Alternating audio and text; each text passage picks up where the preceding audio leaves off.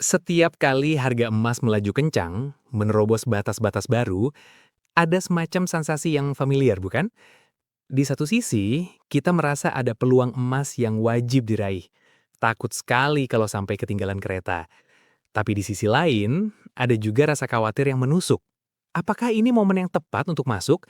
Jangan-jangan sudah di puncaknya, dan aku cuma akan jadi pembeli terakhir yang rugi.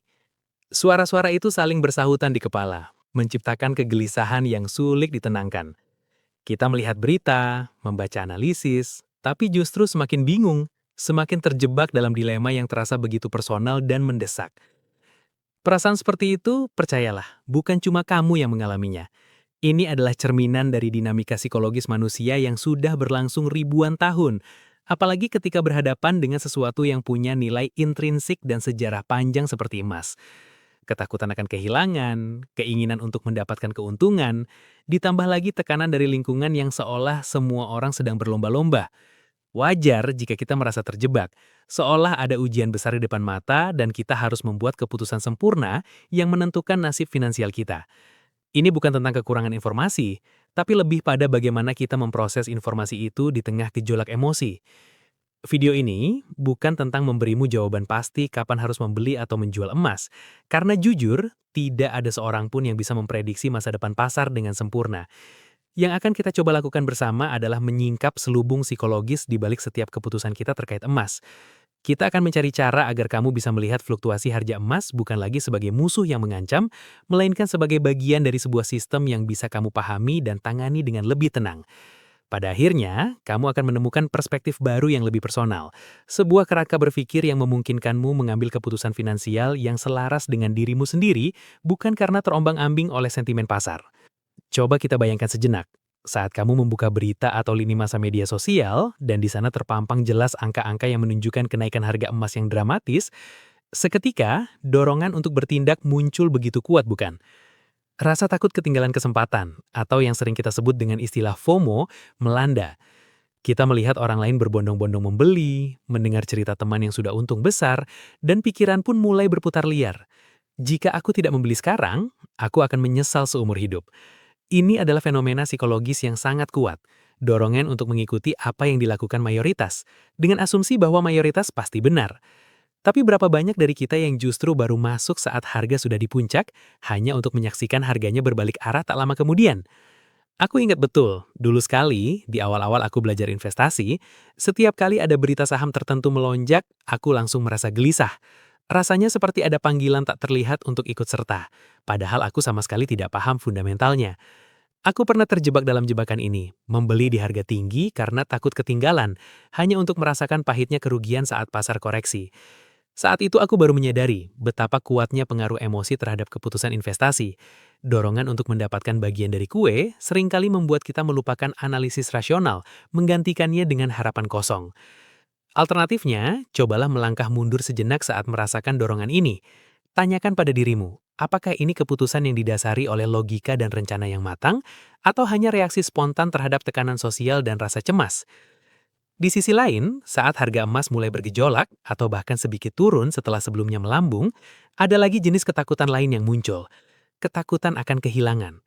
Mungkin kamu sudah memiliki emas dan melihat keuntungannya sedikit terikis, atau mungkin kamu ingin membeli tapi takut jika harga akan terus turun setelah kamu membeli.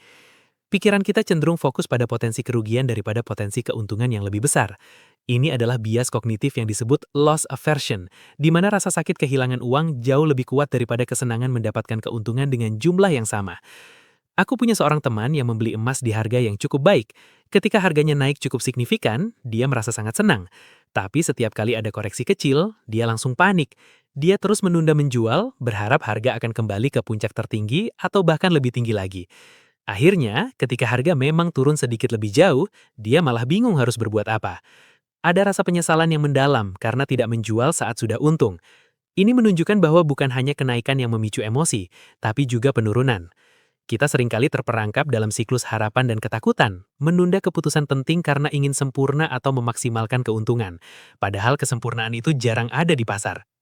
Cara berpikir yang lebih sehat adalah memiliki rencana yang jelas dari awal. Kapan kamu akan membeli dan kapan kamu akan menjual? Apakah ada target keuntungan yang realistis? Batasan kerugian yang bisa kamu terima? Ketika kita sudah memiliki kerangka kerja ini, fluktuasi harga tidak lagi terasa sebagai ancaman, melainkan bagian dari sebuah perjalanan yang sudah kita siapkan untuk menghadapinya. Mari kita juga melihat bagaimana emas itu sendiri memiliki posisi yang unik dalam psikologi kita. Emas bukan sekadar komoditas lain, ia adalah simbol. Simbol kekayaan, keamanan, stabilitas, bahkan warisan yang sudah ada sejak peradaban kuno. Bagi banyak orang, emas adalah pelindung dari inflasi, jaminan di masa krisis, dan bahkan simbol status. Perspektif emosional dan sosial ini seringkali membuat kita melihat emas tidak hanya sebagai aset investasi, melainkan sebagai sesuatu yang harus dimiliki.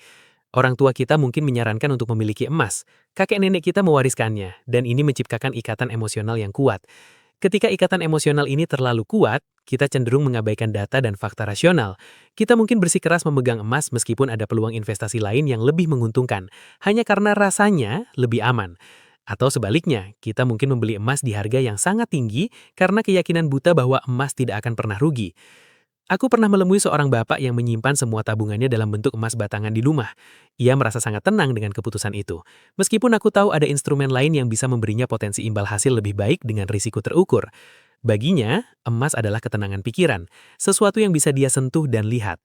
Ini adalah contoh kuat bagaimana makna emosional bisa mendominasi keputusan finansial. Untuk bisa membuat keputusan yang lebih rasional, kita perlu sedikit melepaskan diri dari ikatan emosional ini. Akui bahwa emas itu berharga, tapi juga akui bahwa seperti aset lainnya, ia juga punya risiko dan fluktuasi. Pertimbangkan fungsinya dalam portofolio kamu secara objektif. Apakah ia benar-benar berfungsi sebagai pelindung, ataukah hanya memenuhi kebutuhan emosional? Kemudian ada juga ilusi tentang kepastian. Kita seringkali merasa perlu mencari jawaban pasti. Kapan puncak harga? Kapan dasar harga? Kita menghabiskan jam-jam membaca analisis para ahli, melihat grafik, dan berharap ada satu mantra atau sinyal ajaib yang bisa memberitahu kita persis kapan harus bergerak. Ironisnya, semakin kita mencari kepastian di pasar yang tidak pasti, semakin kita merasa frustasi dan bingung. Para ahli sekalipun seringkali punya prediksi yang berbeda-beda, dan sejarah sudah membuktikan bahwa pasar selalu punya cara untuk mengejutkan kita. Ilusi kepastian ini seringkali berakar dari ketakutan akan kesalahan. Kita takut membuat keputusan yang salah, yang akan berujung pada kerugian atau penyesalan. Aku dulu sering sekali mencari ramalan dari para guru saham, berharap mereka bisa memberi kunci rahasia. Aku akan senang jika prediksinya sesuai, tapi langsung kecewa dan mulai meragukan diri sendiri jika prediksinya meleset. Lama-lama aku sadar bahwa mencari kepastian mutlak di pasar finansial itu seperti mencari jarum di tumpukan jerami. Itu adalah usaha yang melelahkan dan seringkali tidak berguna. Cara berpikir yang lebih membebaskan adalah menerima ketidakpastian adalah bagian inheren dari investasi. Tidak ada yang tahu pasti apa yang akan terjadi besok. Yang bisa kita kendalikan adalah reaksi dan strategi kita. Daripada mencari tahu apa yang akan pasar lakukan, lebih baik kita fokus pada apa yang akan aku lakukan apapun kondisi pasarnya. Ini berarti memiliki rencana yang fleksibel, yang bisa beradaptasi dengan berbagai skenario, daripada terpaku pada satu prediksi tunggal. Yang paling krusial dari semua ini adalah pemahaman bahwa konteks personalmu itu adalah raja. Ketika harga emas naik, pertanyaan beli atau jual itu bukan pertanyaan universal yang punya satu jawaban benar untuk semua orang. Jawaban itu sangat bergantung pada tujuan keuanganmu sendiri, horizon investasimu, toleransi risikomu, dan bahkan kondisi keuanganmu saat ini. Misalnya, bagi seorang investor jangka panjang yang bertujuan untuk diversifikasi portofolio dan lindung nilai terhadap inflasi, kenaikan harga emas mungkin dilihat sebagai konfirmasi strategi jangka panjang, dan ia mungkin tidak akan terburu-buru menjual. Berbeda dengan seorang trader yang mungkin melihat kenaikan itu sebagai peluang untuk mengambil keuntungan jangka pendek. Atau bagi seseorang yang sedang membutuhkan dana darurat, kenaikan harga emas mungkin menjadi penyelamat, saatnya untuk mencairkan aset tersebut. Aku seringkali mengingatkan diriku sendiri bahwa setiap keputusan finansial itu seperti memakai kacamata resep. Resepku mungkin cocok untuk mataku, tapi belum tentu cocok untuk matamu. Kita terlalu sering melihat investasi orang lain, meniru strategi mereka, tanpa pernah benar-benar bertanya pada diri sendiri, apakah ini sesuai dengan keadaanku? Aku punya teman yang terpengaruh untuk membeli properti karena banyak temannya sukses di sana. Padahal kondisi keuangannya saat itu tidak memungkinkan dan ia tidak punya pengetahuan cukup. Hasilnya, ia justru terjebak. Refleksi personal ini adalah pondasi dari keputusan finansial yang sehat. Sebelum tergiur oleh berita atau opini orang lain, luangkan waktu untuk bertanya, mengapa aku ingin membeli atau menjual emas ini? Apa tujuanku? Berapa lama aku bisa menahannya? Bagaimana jika harganya turun drastis? Apakah aku bisa menerima risikonya? Jawaban dari pertanyaan-pertanyaan ini akan menjadi kompas pribadimu yang jauh lebih berharga daripada prediksi ahli manapun. Fokus pada dirimu, bukan pada keramaian pasar. Jadi, prinsip yang bisa kita pegang adalah bahwa keputusan finansial, terutama yang melibatkan aset emosional seperti emas, bukanlah tentang mengikuti arus atau mencari satu jawaban tunggal. Ini adalah sebuah perjalanan refleksi diri, sebuah latihan untuk mengendalikan emosi dan memahami tujuan kita yang sesungguhnya. Ketika harga emas melonjak, itu bukan lagi sinyal untuk panik membeli, tapi sebuah undangan untuk memeriksa ulang rencana awalmu. Apakah kenaikan ini mengubah sesuatu dari tujuan jangka panjangmu? Begitu pula saat harga bergejolak, itu bukan sinyal untuk menyerah dan menjual dalam keadaan rugi, melainkan kesempatan untuk mengukur kembali toleransi risikomu dan memastikan bahwa keputusanmu didasarkan pada strategi, bukan ketakutan.